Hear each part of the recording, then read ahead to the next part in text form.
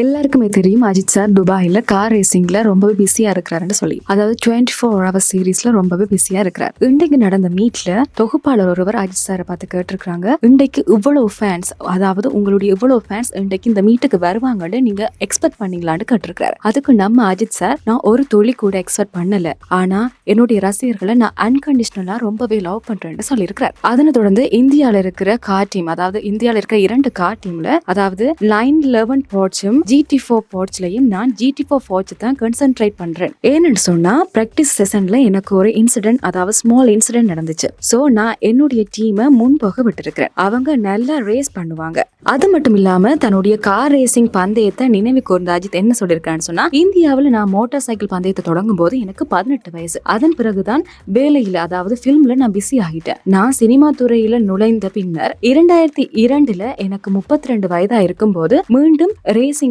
ஈடுபட முடிவு செய்தேன். ஆனா மோட்டார் சைக்கிளில் அல்ல, 4 சக்கர வாகனம், அதாவது கார்ல. சர்வதேச அளவில் போட்டியிடும் முன் இந்தியாவில் நடந்த தேசிய சாம்பியன்ஷிப் போட்டிகள்ல பங்கேற்றேன். ஆனா பணியின் காரணமாக, அதாவது பிலிம் காரணமாக சிலவற்றை மட்டுமே என்னால செய்ய முடிஞ்சது. அஜித் சார் ரேசிங் முடியும் வரைக்கும் மூவில கமிட் ஆக மாட்டேன்னு சொன்னது தல ரசிகர்களுக்கு கவலை அளித்தாலும், விடாமுயற்சி, குட் பை டாக்லி போன்ற மூவிகள் மூலம் ரொம்பவே சந்தோஷமாக இருக்கிறாங்க. இந்த ஆண்டு வரவேற்கத்தக்க முறையில பை பண்ண காத்திருக்கிறாங்க. அது மட்டும் இல்லாம தல நடந்து வந்தாலே போதும் ஹாப்பி என்று சொல்ற தல ரசிகர்களுக்கு இந்த ரேசிங் ஒரு ட்ரீட்டாகவே இருக்குன்னு சொல்ல வேணும். அது மட்டும் இல்லாம யூடியூப்ல, அதாவது இந்த ரேசிங்ல போற யூடியூப் சேனல்ல தல ரசிகர்களே முழு கமெண்ட்ஸையும் பிடிச்சிருக்காங்கன்னே சொல்ல வேணும். அவ்வளவு ரசிகர் பட்டாளமும் அஜித் சார்பாக நிக்கிறத பார்க்கும்பொழுது ரொம்பவே மகிழ்ச்சியாக இருக்குது.